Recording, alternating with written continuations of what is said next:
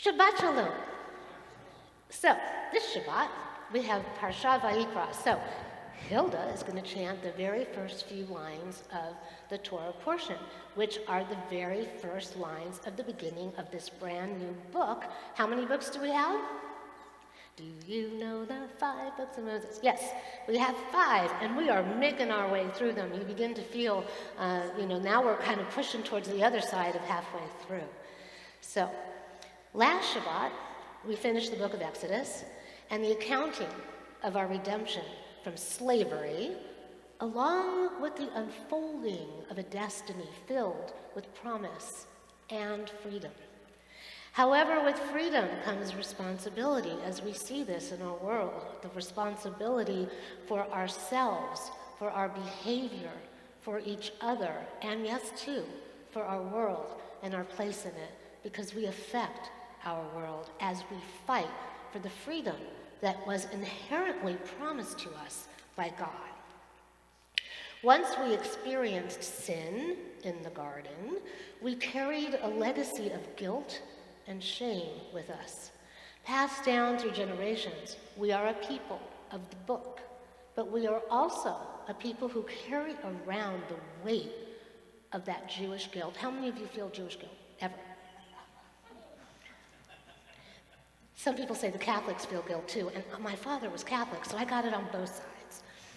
The ancient Israelites had a ritual to help alleviate this burden.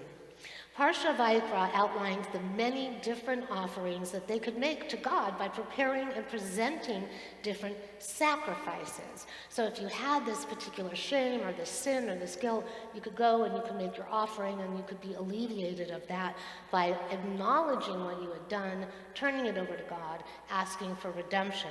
So first there was the olah, or the burnt offering, and this was a voluntary, that's right, Skylar, a voluntary sacrifice. That had a high degree of sanctity, and what would happen is the entire animal, except for its hide, would be burned on the altar. Some think, there's a group that think a third temple should be recreated and constructed so we can go back to animal sacrifice. Doesn't seem to be happening in our lifetime, but they're out there. There is something for everybody. The mincha, or the meal offering, and we have a lot of meals here at Temple Emet. This was a sacrifice made of flour and oil and salt and frankincense, and this was partly burned on the altar and then partly given to the priests to eat. You don't need to give that to me. I'll just do that with you at the restaurants. And then the zevach shalamim was the sacrifice of well-being. Do we all want to have well-being? Peace of mind? This was a voluntary animal offering from one's herd, sometimes brought to then fulfill a vow or a promise. And then there was the sin offering, or the chatat. And this was an obligatory sacrifice that was for unintentional sins. And then this offering would help expiate you from that, and it differed from the others in the fact that there was a very special treatment in the way they handled the blood of the animal. And then there was the penalty offering, the last one, the asham. And this was also obligatory, and it was of a ram that was required chiefly of one who had misappropriated their property. So there was this construct that, there were things that could happen in a lifetime, and then you could help alleviate your stress and your burden and your guilt by making the offering and getting redemption. Rabbi Devorah Weisberg states in relationship to these, what were the Israelites trying to accomplish through animal sacrifice? Simply put, they were trying to reach beyond the known to communicate with the unknown, with the divine. In Hebrew, the generic word for an offering is korban, which includes actually in its root letters the meaning of to draw near. So the sacrificial system was designed to allow every single Israelite to then draw near to God. So when they sinned, they separated themselves, they got farther away from God, but by making that sacrifice, they could then come closer to God by doing what was prescribed. Prescribed offerings assumed that there were times when a person needed to reconnect with God. Voluntary offerings provided individuals the freedom to initiate or deepen that sense of connection. So what do we do today, I ask you, to help alleviate guilt, shame, sin, moments of transgression? What can we do? we can pray. Prayer, as we discussed in our last prayer class, is the vehicle that we all have for transformation. Through prayer, we not only affect a change that happens within our own being, but that change happens in the world as well. Prayer should be filled with kavanah, with directed intention and purpose. That's why it's so wonderful that everybody wants to go at a pace that they can connect to.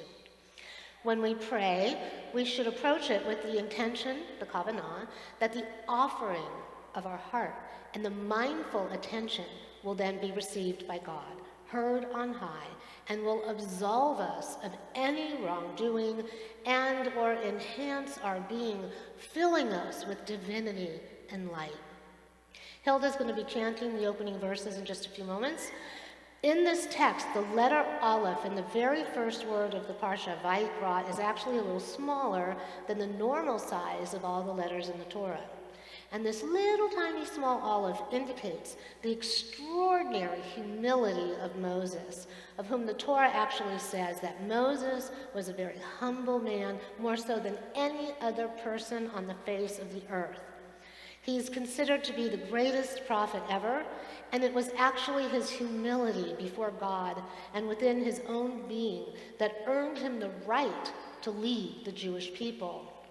Like Moses, we are meant to actualize our individual gifts, to fulfill God's purpose for us in our lifetime, but we are meant to have the humility that Moses had in thinking that maybe if someone else got our particular set of gifts and circumstances and experiences, that they may actually do more with them.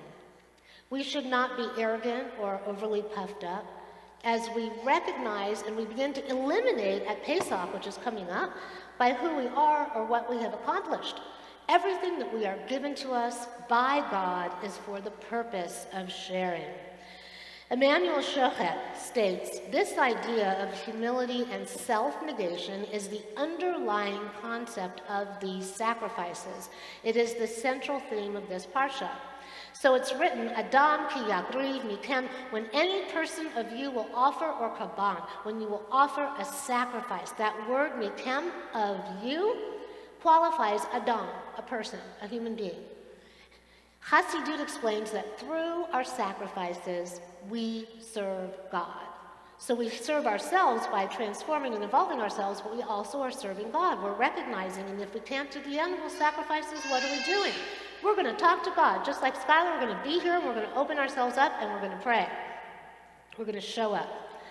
Our verse thus informs us, when any person desires to draw close to godliness, then you must make an offering, a mikem, of yourself. A true sacrifice is not the offering of something external to the person, but an offering of the person himself. And yes, it actually at times means self-negation. By remaining humble, as Moses was, we earn the right to achieve the greatest degree we are capable of.